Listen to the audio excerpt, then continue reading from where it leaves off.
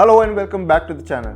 Today we'll be discussing about 5 types of corporations that exist in Canada. There are different types of corporations that exist in Canada. This distinction among different types of corporations in Canada is usually done for the tax purposes. The promoter needs to decide the type of corporation at the end of the tax year. Selecting a type of corporation will determine the rate of taxes and deductions that will be applicable to the corporation at the end of the tax year.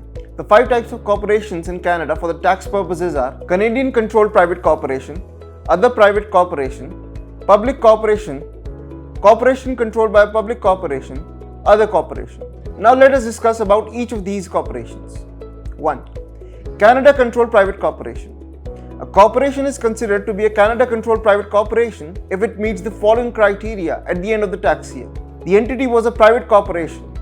The particular corporation was resident in Canada and the corporation was either incorporated in Canada or resident in Canada from 18 June 1971 to the end of the tax year. The corporation was not controlled directly and indirectly by one or more non-resident persons. The entity was not controlled directly or indirectly by one or more than one public corporation except for a prescribed venture capital corporation as defined in Regulation 6700 of the Income Tax Regulations. The entity is not controlled by a Canadian resident corporation which lists its shares on a designated stock exchange situated outside Canada.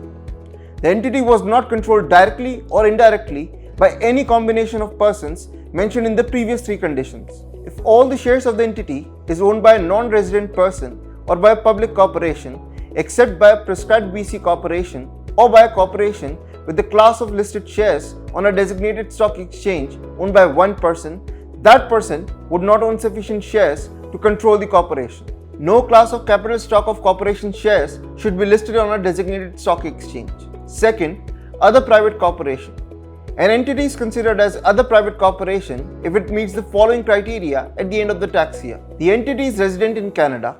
The entity was not a public corporation. The entity was not controlled by one or more than one prescribed federal crown corporations as defined under Regulation 7100. The entity is not controlled by any combination of corporations described in the previous 2 conditions. Third, public corporations. A corporation is said to be a public corporation if it is a resident in Canada and meets either of the following criteria at the end of the tax year. The entity has a class of shares that are listed on a designated Canadian stock exchange.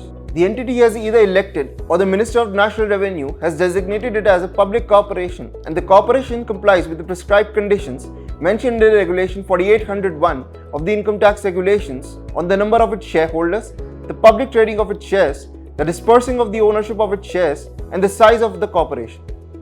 If a public corporation has complied with some of the prescribed conditions mentioned under Regulation 4802, it can elect or the Minister of National Revenue can designate it not to be a public corporation. Fourth, corporation controlled by a public corporation. Corporation is said to be a corporation if it is a Canadian subsidiary of the public corporation. Such types of corporations in Canada do not qualify as a public corporation for the purpose of determining the type of corporation while completing one's T2 corporation income tax return. Fifth, other corporations. A corporation can be other corporation if the same does not fall within the ambit of the previously mentioned categories.